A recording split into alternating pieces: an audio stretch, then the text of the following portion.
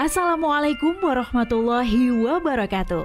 Kawan, sebelum Anda memulai aktivitas hari, kita ikuti kajian Syarat Hikmah Dialog Fajar. Assalamualaikum warahmatullahi wabarakatuh. Alhamdulillah kawan, pagi hari ini saya Fitriana Ayu senang bisa kembali menyapa Anda lewat program Dialog Fajar. Terima kasih kawan untuk Anda yang juga sudah bersama kami di berbagai aktivitas, baik itu mungkin saat ini dalam perjalanan ataupun sedang persiapan. Apapun aktivitas Anda, semoga dimampukan dan dimudahkan untuk semua urusannya. Nah, pagi hari ini kawan, kita lanjut kembali. Alhamdulillah pagi hari ini diberi waktu bisa bertemu dengan Ustadz Mim Saiful Hadi dari Pesantren Al-Quran Nurul Falah, Surabaya. Assalamualaikum Ustadz Mim. Waalaikumsalam warahmatullahi wabarakatuh. Alhamdulillah. Ketemu lagi, sehat ya Ustadz? Alhamdulillah sehat, sehat banget, semangat, Allahu Akbar. Masya Allah, Allah Maha Besar. Alhamdulillah. Pokoknya kalau ketemu Mbak Ayu, kumpul sama jamaah Dialog Fajar ini, Masya Allah. Masya Allah. Rasanya itu semangat menyala-nyala. Wah, Ustadz gitu saya langsung melek, nggak jadi ngantuk Ustadz. Iya, apa buat kita ngantuk? Iya, ketemu dengan senang ya. Iya, betul. Ditunggu dengan orang-orang dengan penuh kesenangan. Masya yang kita Allah. bicarakan juga menyenangkan loh Mbak. Betul, dan insya Allah nanti juga apa yang dibicarakan itu kayak ada yang masuk gitu, cocok juga ya menjadi pengingat gitu ya Amin, Ustadz. amin, alhamdulillah, insya Allah. Apalagi menjadikan kita itu semakin kaya akan ilmu. Wah, pagi hari ini kita ngomongin kaya-kaya ya Ustadz ya. Oke, siap. Motivasi siapapun, dimanapun kita menjadi orang kaya gitu ya Ustadz ya. Benar. Melihat ada orang gitu ya Ustadz ya, sosok gitu yang dia ini kalau terlihat itu dari sisi harta rasanya kok nggak ada habisnya gitu ya Ustadz, sampai 10 turunan. Wah, 7 turunan lah lebih-lebih gitu ya Ustadz ya. Terus dia punya bisnis gitu, punya usaha, terus ingin membuka cabang lagi gitu.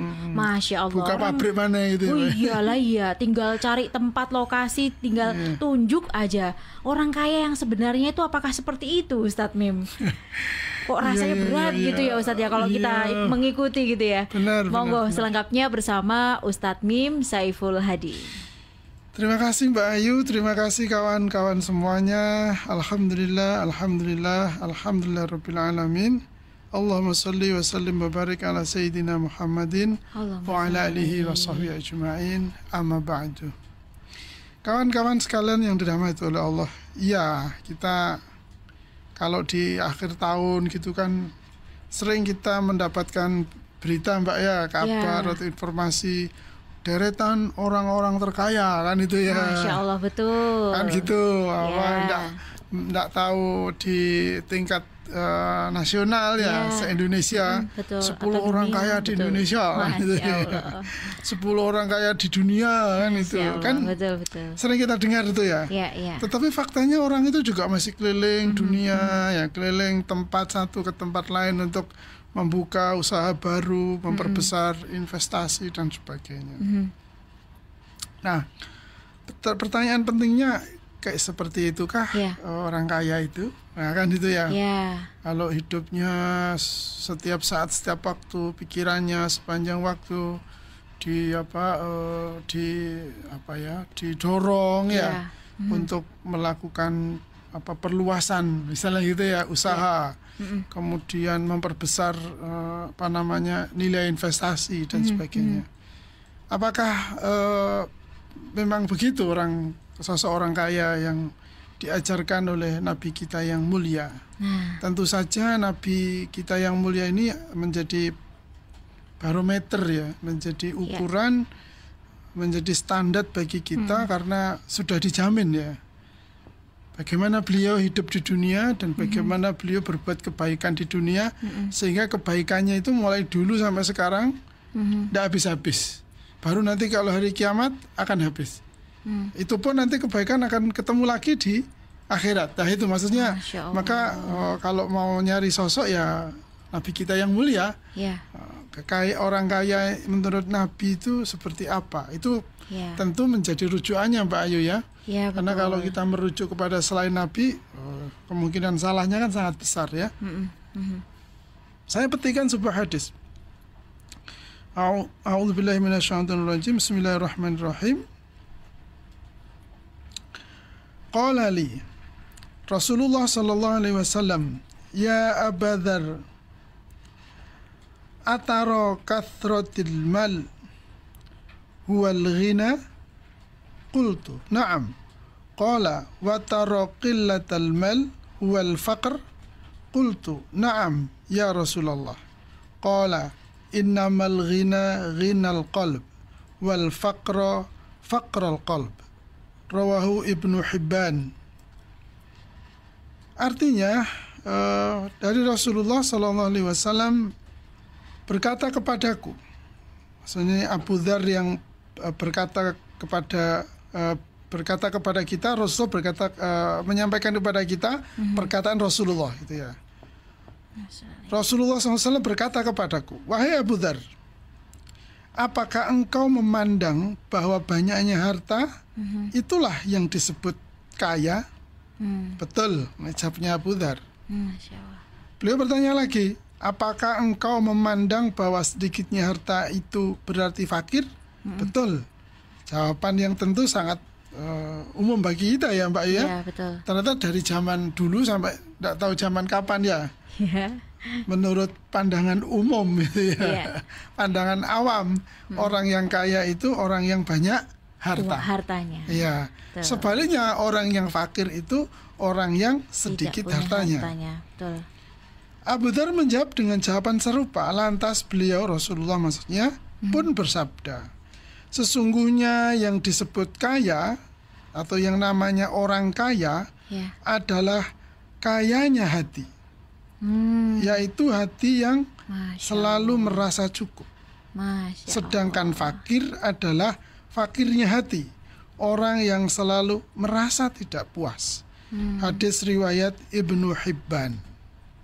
Jadi kalau dipendekkan ini sabda Rasulullah yang diriwayatkan oleh Imam Bukhari itu malah cuma begini kalimatnya. Laisal ghina an kathratil ardi walakinnal ghina ghina nafs. Rawahul Bukhari. Artinya Rasulullah bersabda, kaya bukanlah diukur dengan banyaknya kemewahan dunia, namun kaya atau ghina adalah hati yang selalu merasa cukup. Hadis riwayat Bukhari.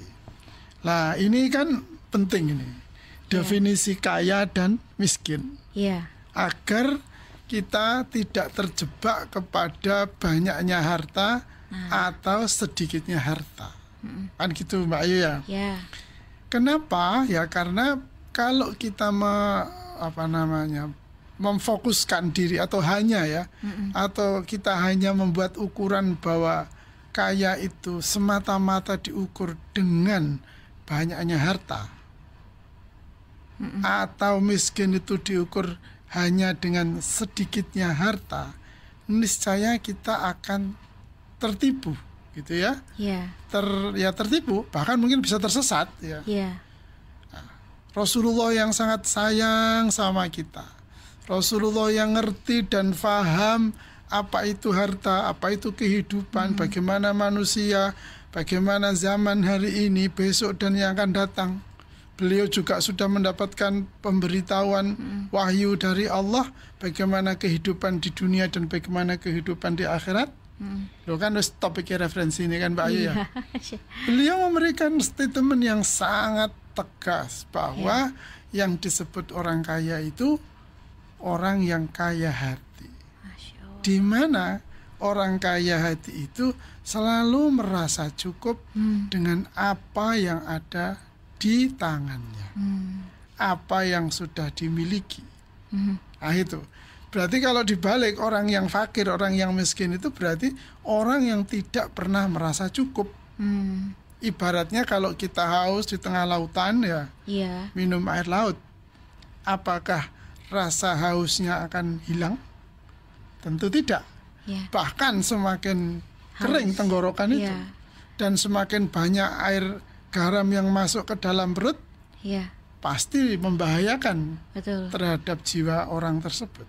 Begitu pula dengan harta itu, semakin banyak kita minum, semakin banyak kita kejar, semakin banyak kita kuasai, semakin banyak kita miliki, kita klaim ini milikku, aku sudah dapat 1 gunung, kepengen 2 gunung, 2 gunung kepengen 4 gunung, dan seterusnya, maka rasa haus itu atau rasa serakahnya menjadi muncul itu ya, karena kepengen semakin banyak, semakin banyak, sehingga tanpa sadar sesungguhnya dia telah menjadi orang yang sebenar-benarnya miskin, karena dia tidak pernah merasa cukup dengan apa yang ada di dalam genggaman tangannya itu. Nah ini oke lah kalau gitu Ustaz, kalau gitu kita nggak perlu banyak-banyak harta. Iya. Kan gitu. Ini aja Ustaz. Ini aja kan dulu. Iya. Nah, sekarang bagaimana kita memformat pikiran kita ini kan itu ya. Cukup bagaimana yang disebut cukup tadi itu loh Ustaz. Bagaimana memformat pikiran kita. Nah, kalau kita mau memformat pikiran kita, contohnya kan sudah jelas. Contohnya sudah banyak. Ya, mulai dari zaman Nabi, zaman sahabat, dan orang-orang di dekat kita kan juga sudah banyak memberikan contoh. Betapa orang-orang yang banyak duitnya, banyak hartanya, itu jika pikirannya, jika nawaitunya, dia memperbanyak harta itu untuk menjadikan status dia kaya itu naik, maka habislah dia. Tetapi mari yang kita setting adalah kebermanfaatannya. Masya Allah. Nah ini Mbak ya. Maka ketemu dengan hadis yang lain, khairun nasi anfa'uhum linnas. Lah kalau tangan saya ini mampu menggenggam, taruhlah 2M Mbak yo. Masya Allah. 1.500. Saya kira miliar Ustaz. Mbak Ayu mampu menggenggam 2T yang itu ya. Iya. Berapa tahu lagi tempe, nih, tahu tempe. Alhamdulillah ya. Pagi-pagi ini tahu tempe. Iya. Ya, misalnya 2T. Lo kan tidak boleh Mbak Ayu memegang hanya 2M. Wong tangannya Mbak Ayu cukup 2T, gitu kan? Iya. Nah, tetapi sekali lagi kalau kita kaya hati, maka 2T atau 2M yang ada di tangan kita ini bukan 2T dan 2M-nya yang menjadi fokusnya, tapi buat apa? Masya untuk Allah. Siapa? Gitu kan?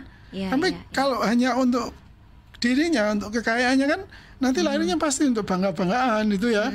Lawang cukup numpak sepeda motor aja loh. Mosok neng gone di jenenge Wonokromo numpak apa jenenge jaran sing jingkrak itu loh Mbak.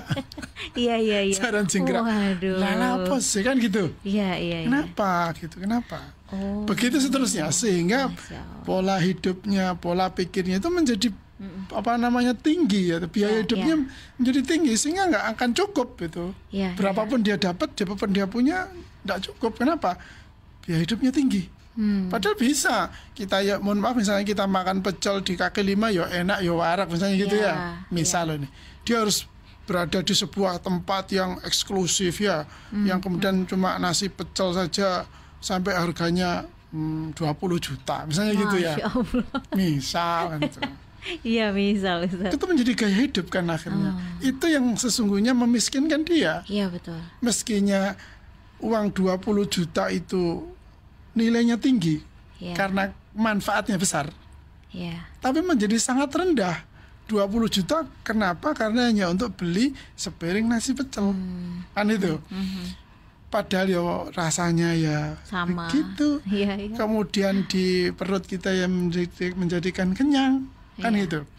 Disinilah Mbak Ayu, kawan-kawan sekalian rahmatullah Allah, maka kita harus kaya hati. Yang kita kejar adalah bagaimana kita menjadi orang yang kaya hati. Tidak hanya kaya harta. Kalau kepingin hartanya banyak, bukan banyak harta yang kita kejar, tapi manfaatnya yang besar.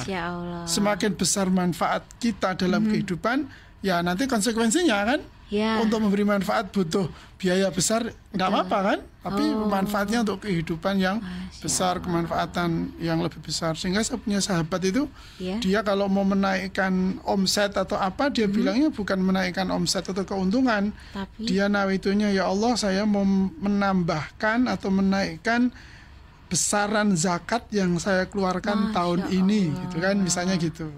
Tahun depan ya, ini kan evaluasi tahun, misalnya evaluasi tahunan. Dia bukan bernadar ya, berazam ya, tahun depan saya mau menaikkan zakat saya sekian persen. Masya Allah.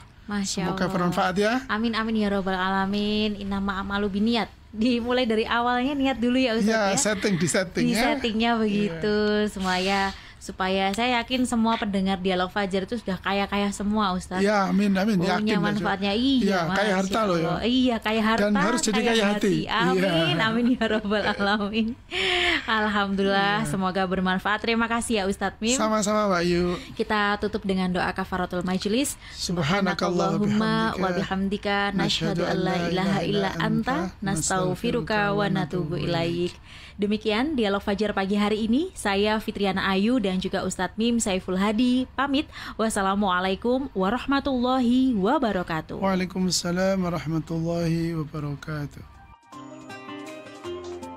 Program Dialog Fajar yang baru Anda simak kerjasama Suara Surabaya dan Pesantren Al-Quran Nurul Falah Surabaya, lembaga dakwah yang amanah, profesional, dan berbasis Al-Quran. Pesantren Nurul Falah mencetak guru-guru Al-Quran dengan metode tilawati dan tahfidz Al-Quran. Informasi dan pemberian donasi hubungi 031 828 1278 atau nurulfalah.org. Wassalamualaikum warahmatullahi wabarakatuh.